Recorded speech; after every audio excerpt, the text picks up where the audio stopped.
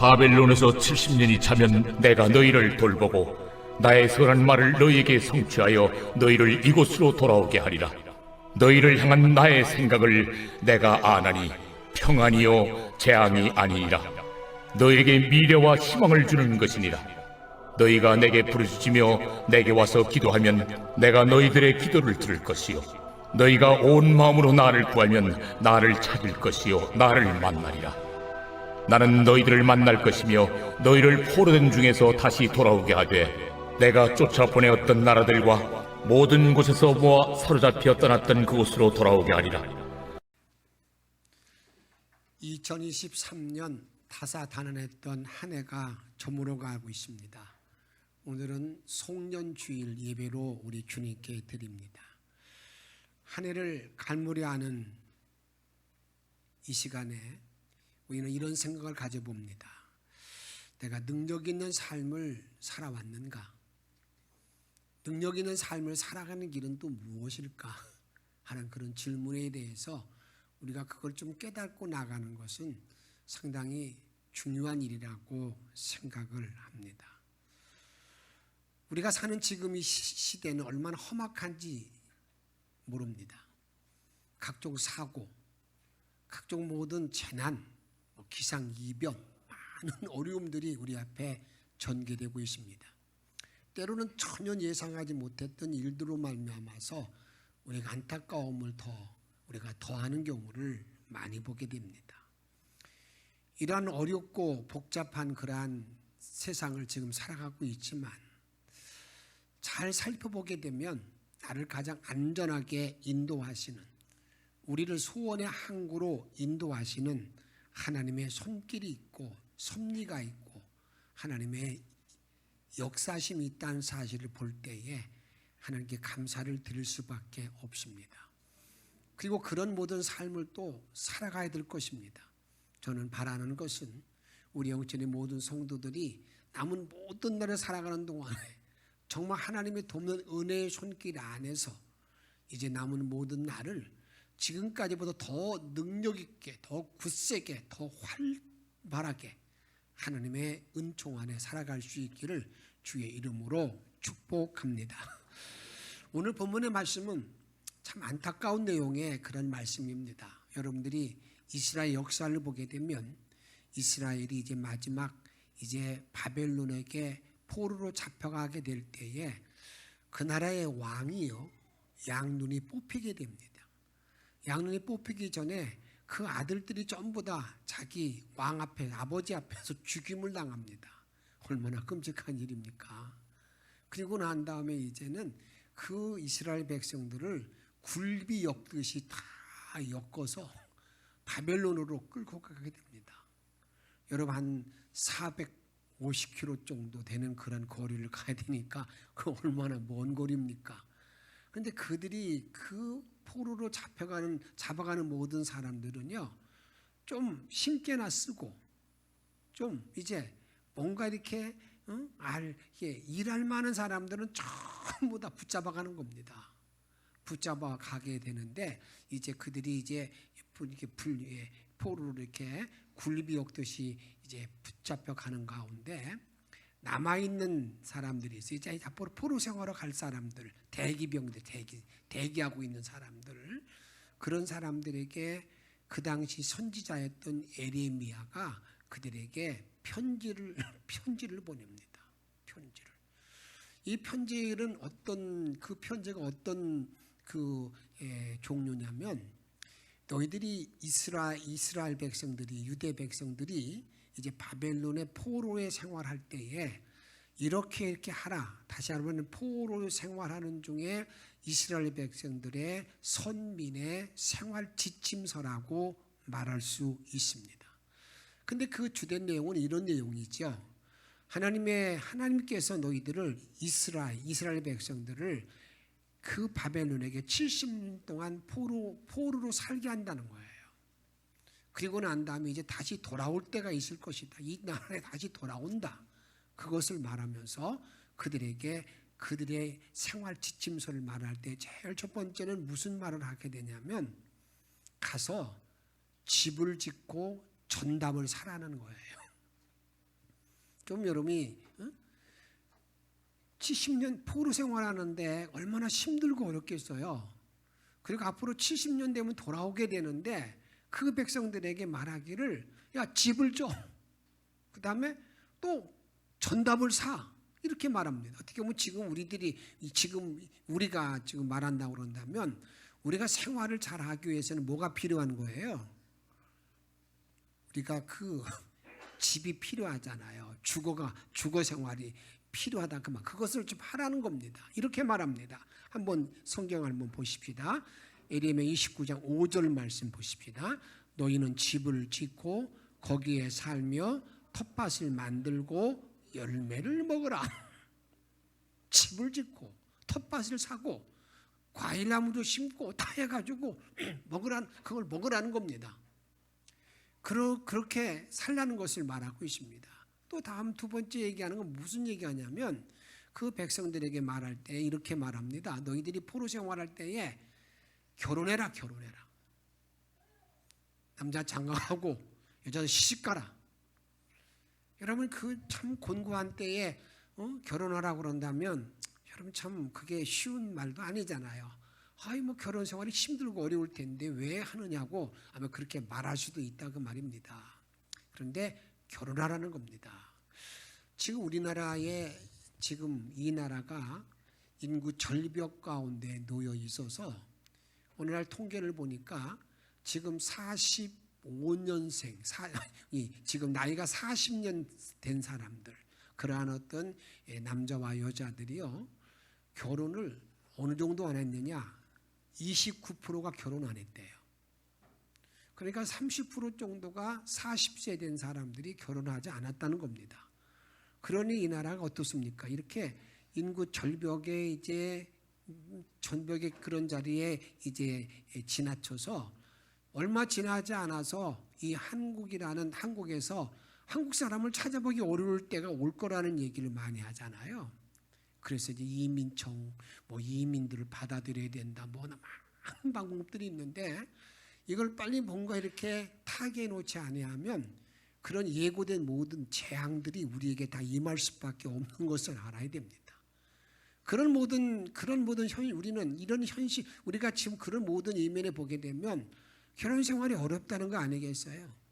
자녀를 길러서 그 자녀들을 잘 기를 수도 없는 상황에 결혼만 하면 뭐하냐 그런 얘기 아니겠어요? 그 다음에 어떻습니까? 그 애들 키우는데 고생하는데 뭐 하느냐 그래서 이렇게 앉는다는 겁니다. 근데 이 예레미야는 그 백성들에게 너희들이 아무리 포로 생활에 힘들고 어렵고 안타까움이 있어도 한번 보십시다. 이렇게 말합니다. 예레미야 29장 여러분들에게 6절 말씀 읽도록 하겠습니다.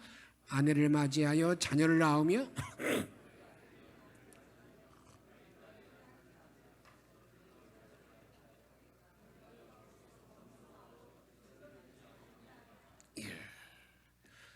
하나님의 생육의 복을 절대 놓치지 말아야 된다는 거예요. 하나님이 인간을 창조한 이유가 어디 있느냐? 생육의 복을 받아야 되는데 그 생육의 복을 받는 자리에서 아무리 포로 생활, 노예 생활 그런 어려운 가운데 있더라도 결혼하는 일을 놓치지 말라 이렇게 말하고 있어요. 그 다음에 또 무슨 일을 말하냐면 여러분 그 나라에 가서 포로 생활할 때 노예 생활할 때에 그 지역 사람들 그 바벨론 사람들이 얼마나 믿겠어요. 얼마나 그러잖아요. 자기들의 억압하고 자기들의 제한하고 말도 제한하고 그 다음에 또 세금도 과정에 물리고 하는 그런 걸 볼 때마다 얼마나 괴롭겠냐고요. 그런데 그 예레미야가 그들에게 말하는 것은 아니야. 너희들은 거기에 가서 그 성읍의 지도자들을 위해서 그 성읍의 평안을 구하라는 거예요. 그것이 너희들에게 그래야 평안이 임한다는 것입니다. 한번 말씀을 같이 읽도록 하겠습니다. 7절 말씀입니다. 너희는 내가 사르밧 앞에 간 그 성읍의 평안을 구하고 그를 위하여 여호와께 기도하라. 이는 그 성읍의 평안함으로 너희도 평안할 것임이니라. 아멘. 이렇게 편지를 썼다는 겁니다. 이렇게 편지를 쓴 것을 에레미야 29장 1절 말씀, 29장 1절 말씀 보면 이렇게 말하고 있습니다. 29장 1절에 보게 되면 선지자 에레미야가 예루살렘에서 이 같은 편지를 썼는데 어떻게 썼는가 보면은 모든 백성, 그다음에 제사장, 선지자, 모든 백성들에게 편지를 썼다라고 그러는데 그 편지가 너희들이 포로 생활할 때 집을 마련하고 전답도 사고 나무도 심어 그리고 말이야 거기서 결혼 생활해서 자식을 많이 낳아야 돼. 그리고 또 뭐 하라는 거예요? 그곳에서 그 나라의 지도자를 위해서 기도해. 그 나라가 그 성읍이 평안해야 너희들이 평안한 거야. 이 말을 들으면요 어떤 생각이 들어요? 여러분 그 당시 거대한 나라에 대해서 타협하는 내용.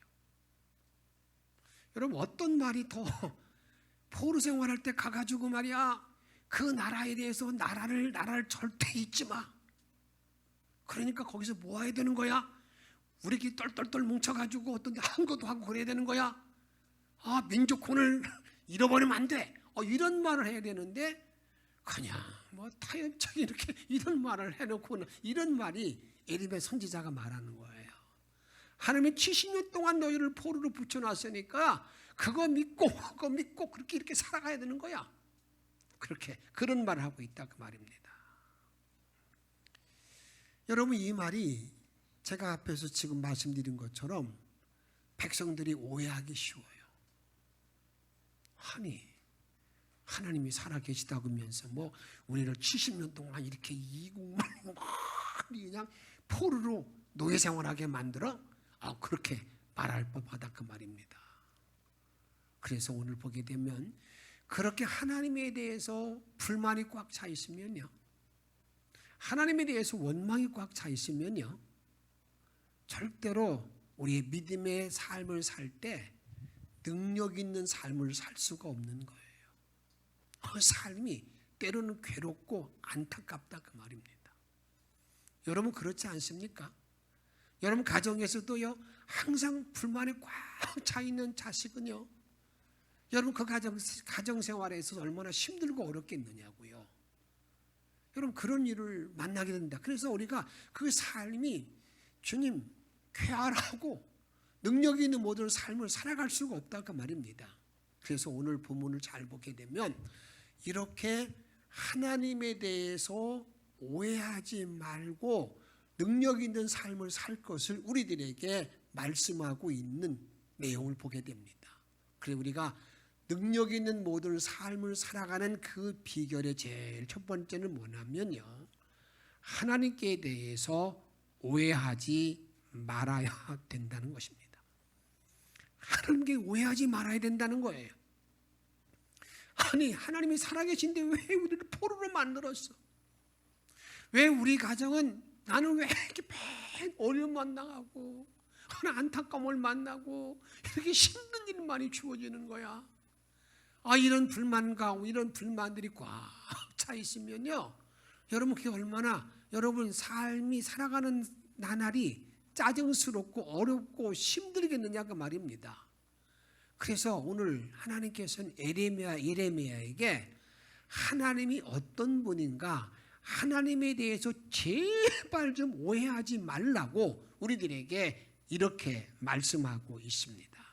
11절 말씀을 같이 읽도록 하겠습니다. 여호와의 말씀이니라. 너희를 향한 나의 생각을 내가 하나니 평안이요 재앙이 아니니라. 너희에게 미래와 희망을 주는 것이니라. 아멘. 하나님이 말씀합니다. 내가 너희를 향한 나의 생각을 내가 하나니, 내가 아는데 말이야, 절대로 내가 너희들에게 평안을 주기 위함이지 재앙이 아니다. 나는 너희에게 미래의 희망을 주는 것이지 미래의 그 안타까움을 예고하는 것이 아니라는 걸 말합니다. 하나님이 정확히 알라는 거예요. 그러니까 하나님은 우리들에게 뭘 주신 분이라고요? 평안을 주시고 미래의 소망을 주신다 그 말입니다. 이것이 하나님의 뜻이라는 겁니다. 이런 하나님의 뜻을 바로 알고 있는 사람들에게는요, 이런 위대한 고백을 하나님께 드리고 내가 선포합니다. 이것이 로마서 8장 28절 말씀 같이 읽도록 하겠습니다. 우리가 알거니와 하나님을 사랑하는 자,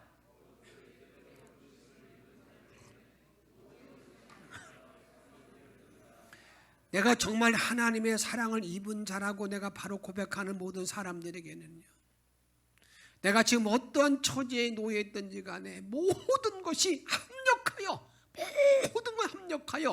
선을 이루는 줄 뭐라겠어요? 선을 이루느니라.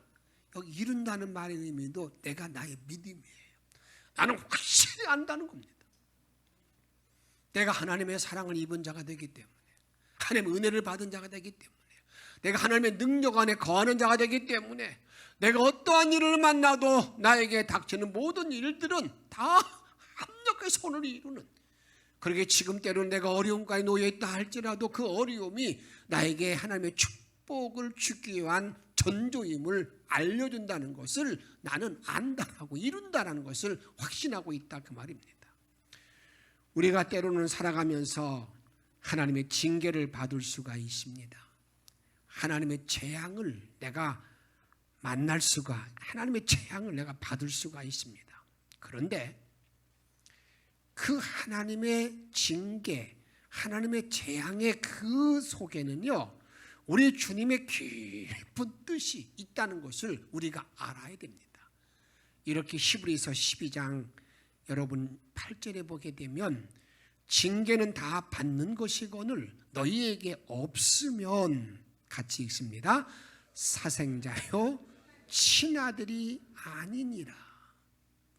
징계는 누구나 다 받는데, 누구나 다 징계를 받는데, 만약에 너희가 뭐가 없으면, 여러분 징계가 없으면, 하나님의 징계가 없으면, 내가 잘못했는데 징계가 없으면 너는 사생자라는 거예요. 친아들이 아니라는 겁니다.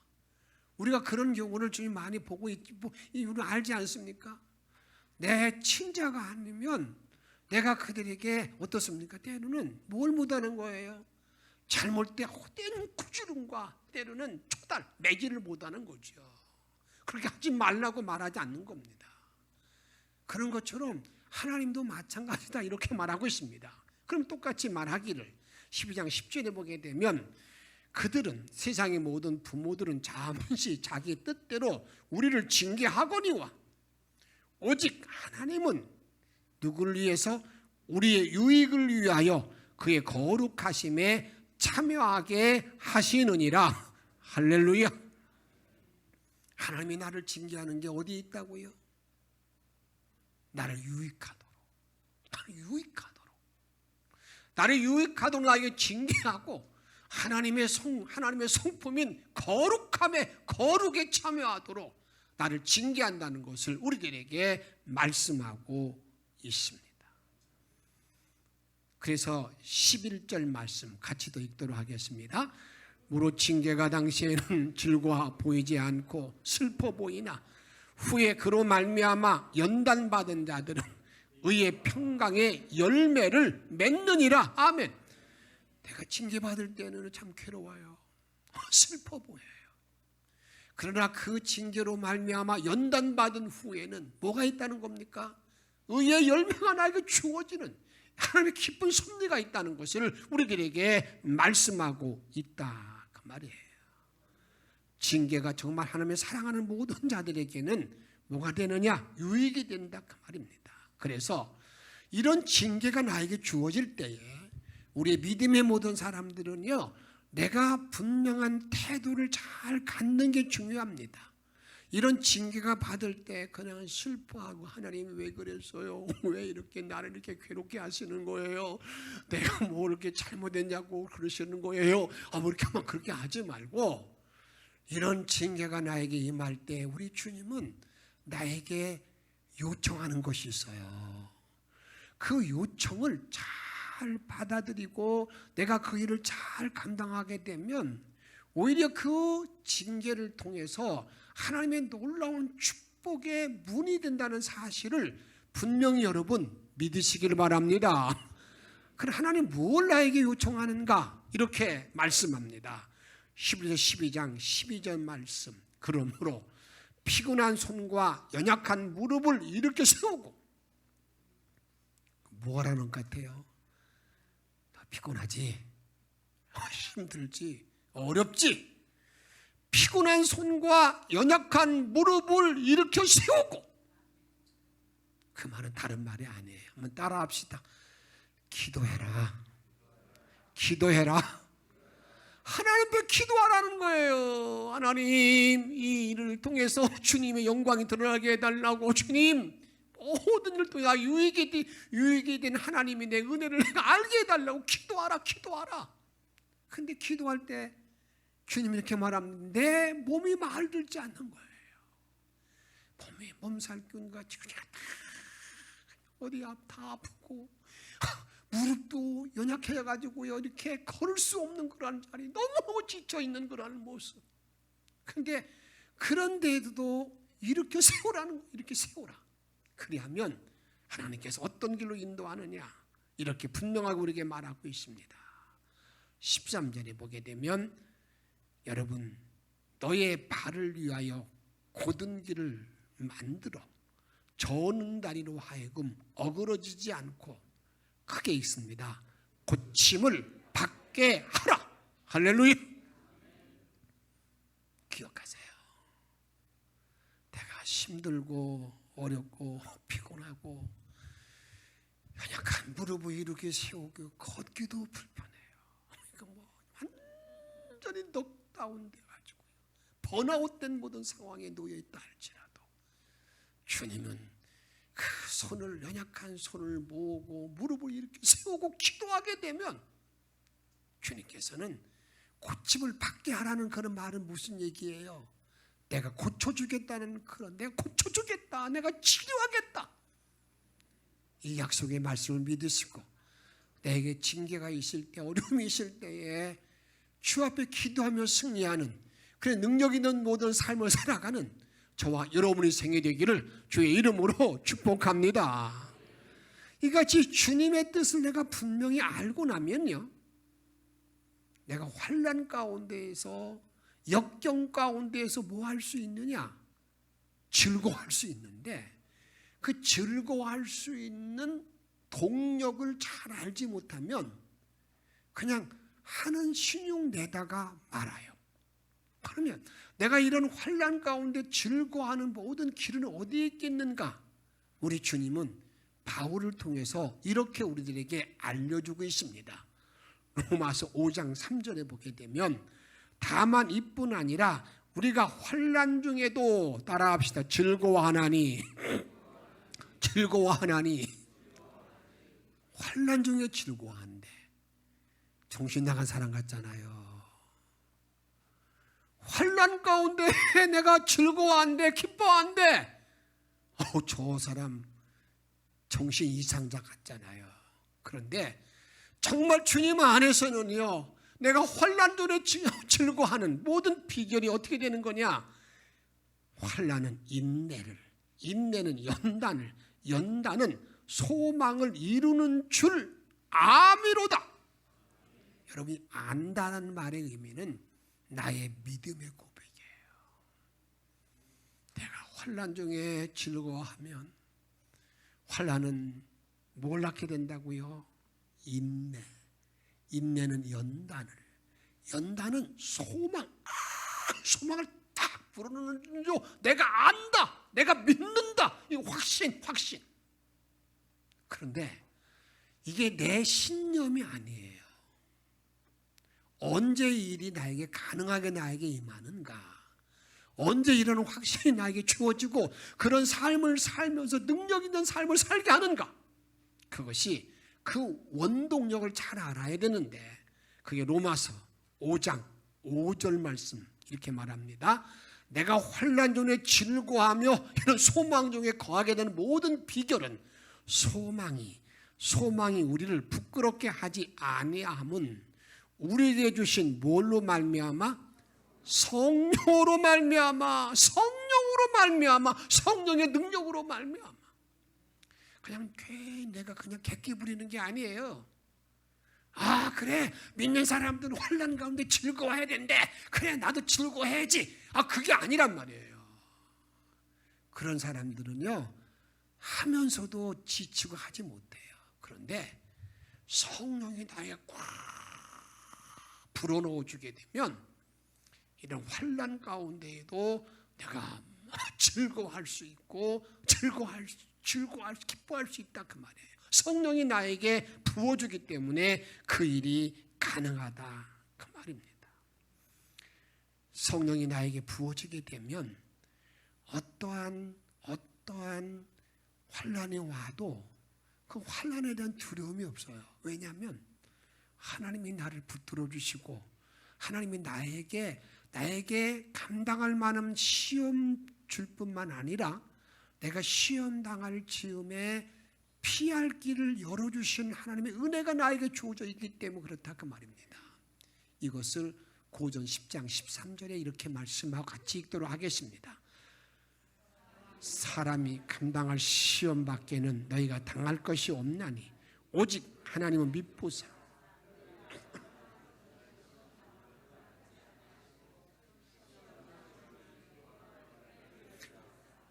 너희로 능히 감당하게 하시느니라. 아멘. 내가 환난과 어려움을 당할 때요, 내가 그때 즐거워하는 그 원동력은 내 안에 임재한 성령이 그 일을 감당하게 만드는데, 그 성령님의 뜻을 따라 내가 살아가다 보게 되면은요, 여러분, 내가 예측하지 못할 수없이 많은 문제가 내 앞에 닥쳐오잖아요. 그런데 알고 그 하나님을 정말 사랑을 입은 모든 자들에게는요, 나에게 이런 시험이 올 때 이런 믿음이 딱 나에게 생각이 나야 됩니다. 아, 하나님은 나를 지금 시험하시는데 내가 그 일을 감당할 만한 시험만을 주신다는 사실을 여러분 잊지 마시기를 바랍니다. 나에게 감당할 만한 시험을 주시고요, 그 다음에 내가 감당하지 못할 것이나 그런 일이 있으면 주님께서는 피할 길을 다 알려주세요. 피할 길을 알려주시는데 언제 알려주느냐?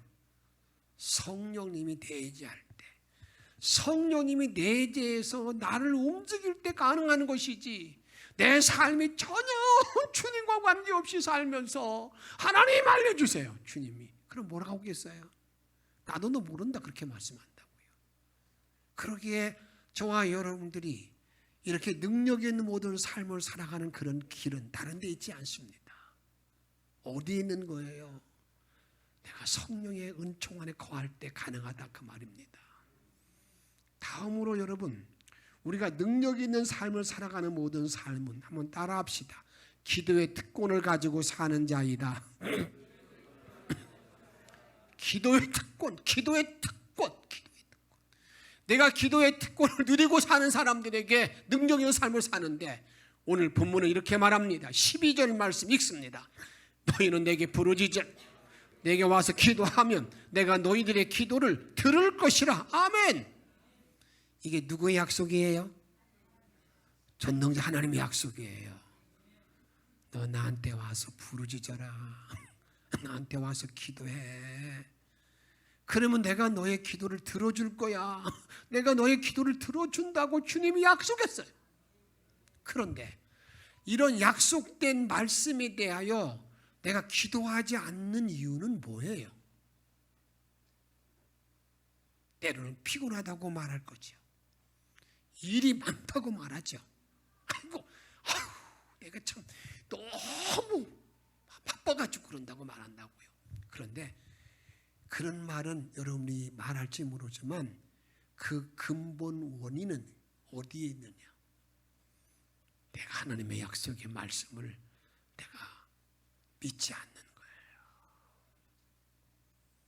내가 주님의 길을 따라가면서 그 약속의 말씀을 신실하게 내가 믿지 아니하기 때문에 주님도 내가 기도해도 그 기도하는 모든 모습이 정말 마음을 다해서 뜻을 다하여 중심을 다하여 주 앞에 기도하는 내용이 아니니까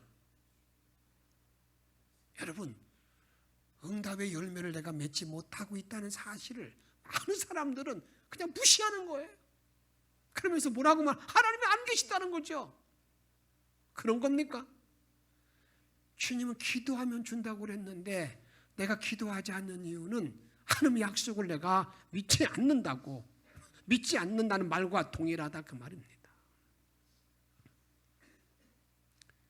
우리가 이 땅에 살아고 날 동안에 그러기에 저와 여러분들이 꼭 잊지 말 것은요, 내가 기도하는 가운데에도 응답을 주시고 역사하는 모든 일들은 내 안에 내주하시는 성령님의 이끄심, 거기에 대해서 내가 순종함에 있다는 사실을 기억하면서 하나님은 내가 원수의 목전에서 놓여 있다 할지라도 그런 모든 어려움을 다 이기고 승리하게 만드는 모든 길은 어떤 길로 안내하기 때문에 그런 거냐? 나에게 기름 부음이 있기 때문에 있다는 사실을 다윗은 노래하고 있습니다. 우리 한번 시편 23편 5절 말씀 같이 읽어보도록 하겠습니다. 주께서 내 원수의 목전에서 내게 상을 차려주시고 기름을 내 머리에 부르셨으니 내 잔이 넘치나이다. 아멘. 내가 환난 가운데 즐거워하고 기뻐하는 것은요, 우리 주님의 기름 부음이 있기 때문에 내가 그 자리에서 뭐 한다는 겁니까? 내 잔이 넘친다. 내 잔이 넘친다. 정말 내 잔이 넘치는 그런 고백할 수 있는 모든 길도 어디에 있다는 겁니까? 성령의 임재함이 있을 때에 그 일이 가능하다는 것을 우리들에게 말씀하고 있습니다. 우리 주님은 나와 여러분들을 남은 생을 살아가는 동안에 가장 능력 있는 모든 삶을 살기를 원하는 모든 자들에게 지금도 뭐 하길 원하시느냐?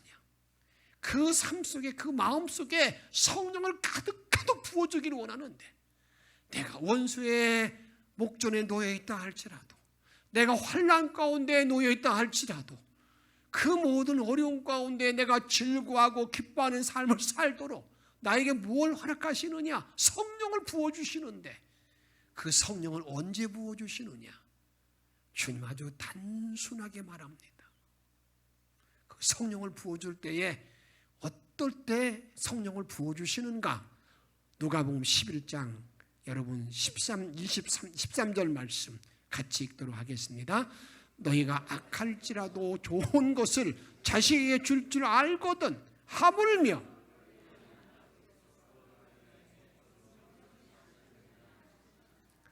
우리 예수님이 이렇게 말씀해요. 아무리 악한 부모라 할지라도 자식이 떡 달라고 그러는데 돌 줄 부모가 있냐? 하물며. 그러니까 여러분, 우리가 여러분 기도하지 않는 것은 어떤 상황이냐면요, 하나님을 악한 아버지로 생각하는 거예요.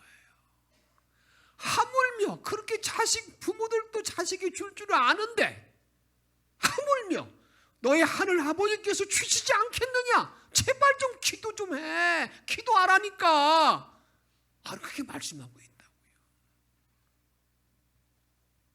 여러분, 내가 능력 있는 삶을 살아가는 길은요, 다른 길이 없어요. 기도의 특권인데, 그 기도의 특권이 어떤 특권이에요? 기도하면 응답해 주신다고 하는 그 약속을 굳건히 믿고, 여러분 23년 지나는 동안에 그 기도의 깊이가 부족했으면, 그 기도의 길이가 짧았으면, 그 기도의 횟수가 적었으면 그걸 좀 다 떨쳐버리고 2024년에는 이 기도의 분량이 더 풍성해지고 이 기도의 분량이 하나님 마음에 합당하게 하나님께서 기뻐하시는 그런 기도의 분량으로 채움받기를 주의 이름으로 부탁을 드립니다. 마지막 하나는요, 여러분 어느 때 내가 능력 있는 삶을 살 수가 있는 줄 아십니까? 그것은요, 내가 하나님을 만날 때, 체험적인 신앙이 될 때에 내가 능력 있는 삶을 살 수 있다는 사실을 여러분 확신하시길 바랍니다. 오늘 주님은 이렇게 말씀합니다. 여러분 13절에 보게 되면 너희는 온 마음으로 나를 구하면 나를 찾을 것이요. 온 마음으로. 찾는 흉내 내지 말라는 거예요. 여러분 자꾸 핑계대면서 그냥 집에서 기도해서 그런 식으로 하지 말고 온 마음을 다하여, 온 마음을 다하여 주님을 찾으라는 거예요. 그리고 또 뭐라고 말하고 있습니까? 그 다음에 나를 만나리라. 진심으로 하나님을 구하는 자에게 하나님은 뭐 한다는 거예요? 만나주신다는 거예요. 여러분 주님을 만나는 체험적인 신앙이 나를 능력 있는 모든 삶으로 인도하는 거예요.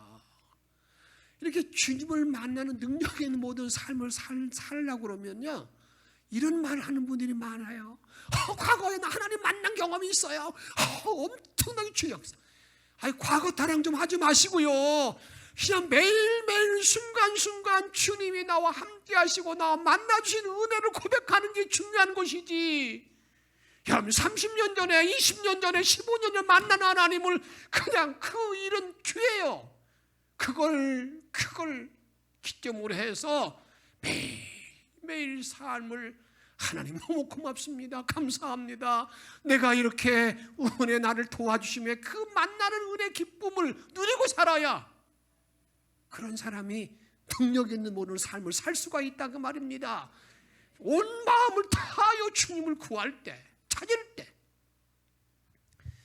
세계의 미항이라고 말하는 아름다운 항구라고 말하는 샌프란시스코에 가게 되면 금문교라는 그런 다리가 있습니다. 금문교.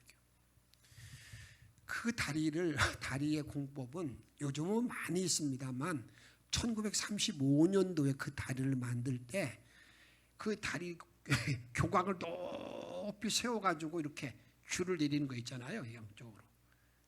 그 다리가 처음에 1935년도에 이렇게 처음 만들어졌어요. 만들 때 처음으로 시도하는 공법이기 때문에 그 당시 많은 일꾼들이 중국 사람들이 많이 와서 일했습니다. 일본 사람들하고 미리 이민을 많이 온 거죠. 근데 일할 때마다 매일 무슨 일이 생기냐면은요, 그 교각 끝에 높이 올라가 가지고요, 쳐다보게 되면 그 물을 쳐다보면 그냥 현이 쭈르륵 되니까 떨어져 죽는 사람이 매일 생기는 거예요.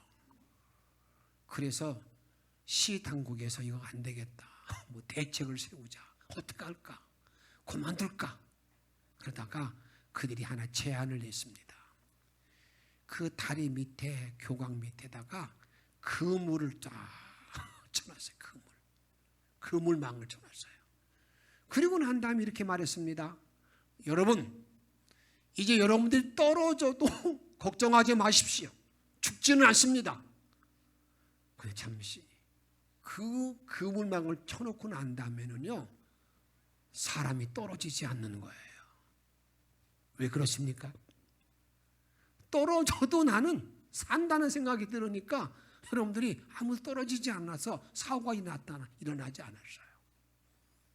근데 여러분 잘 생각해 보세요. 하나님이 나를 보호해 주는 것이 그 그물망보다 못하다고 생각합니까?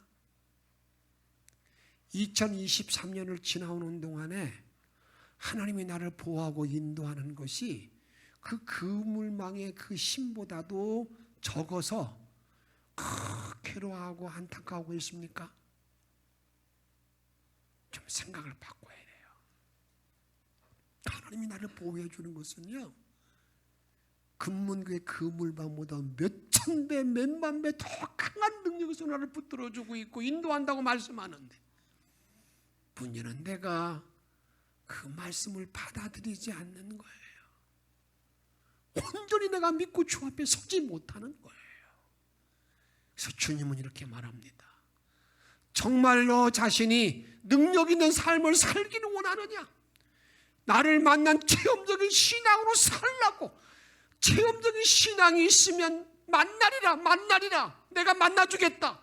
그 만남이 있으면요, 체험이 있으면 내가 능력 있는 삶을 살 수 있다 그 말입니다.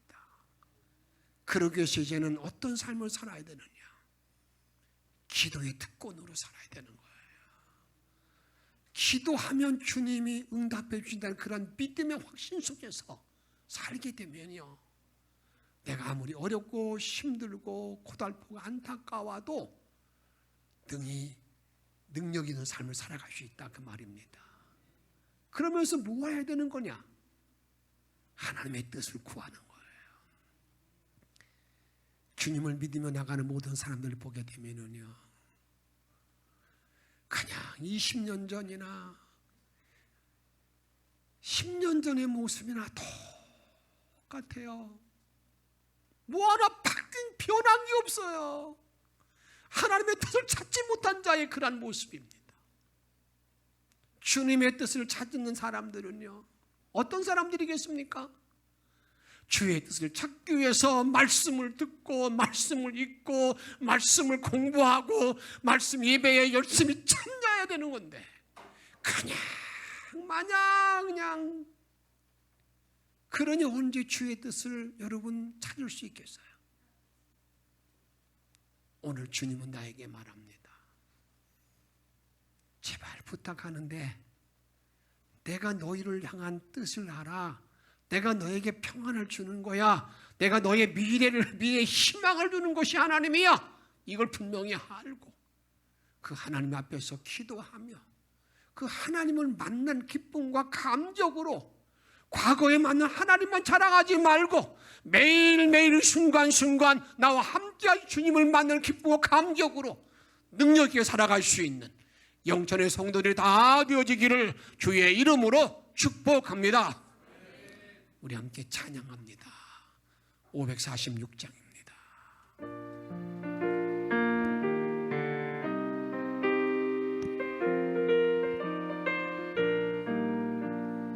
주님 약속하신 말씀 위에서 영원토록 주를 찬송하리라. 소리 높여 주께 영광 돌리며 약속 믿고 굳게 서리라.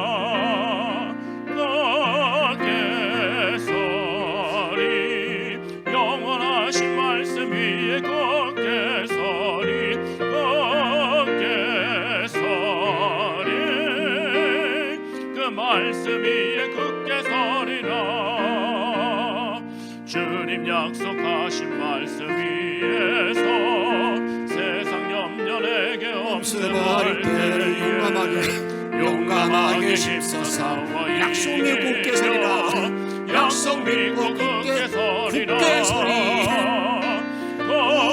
굳게 서리 영원하신 말씀 위에 굳게 서리. 굳게 서리 그 말씀 위에 굳게 서리라. 주님 약속하신 말씀 위에서 영원하신 주의 사랑 힘입고 성령으로 힘써 싸워 이기며 약속 믿고 굳게 서리라. 굳게 서리 영원하신 말씀 위에 굳게 서리. 굳게 서리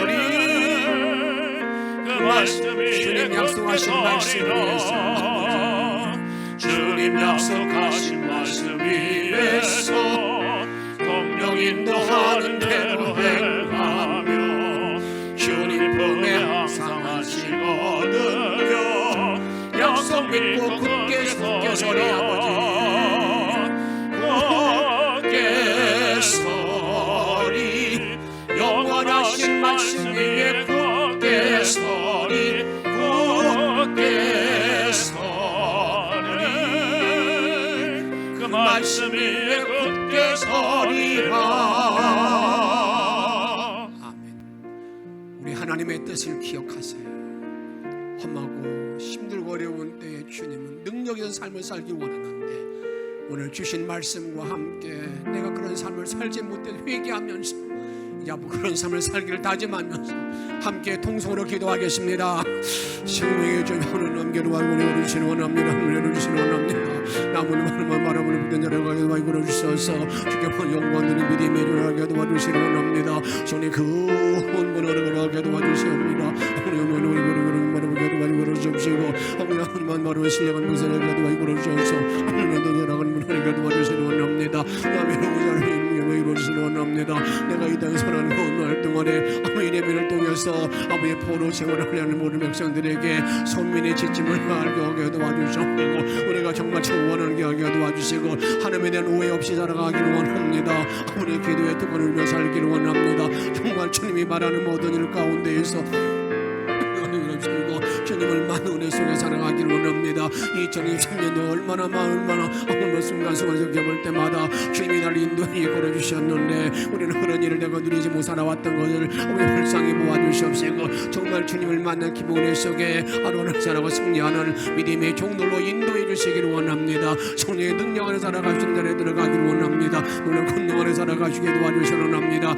여기 어머님을 주셔서 놀라운 능력을 밀어주셔서 주께만 영광을 드려다가 도와주시옵시고 성령의 충만 속에 살아가기를 원합니다. 놀라운 믿음으로 주님을 바라보기를 원합니다. 은총과 은혜 안에 아버지의 영광 드리는 자리에 들어갈 수 있도록 아버지 돌보시고 인도하시고 능력과 은혜의 말씀 속에 살아갈 수 있도록 이끌어 주옵소서. 성령 충만한 삶으로 승리하기를 원합니다. 영광의 나라를 달기를 원합니다. 남은 모든 날 동안에 환난 중에 즐거워하는 믿음의 종들이 걸어주시옵소서. 하나님 성령의 이끌음만 가게 도와주시옵소서. 우리를 사랑하시는 예수님의 이름으로 간절히 기도하옵나이다. 아멘.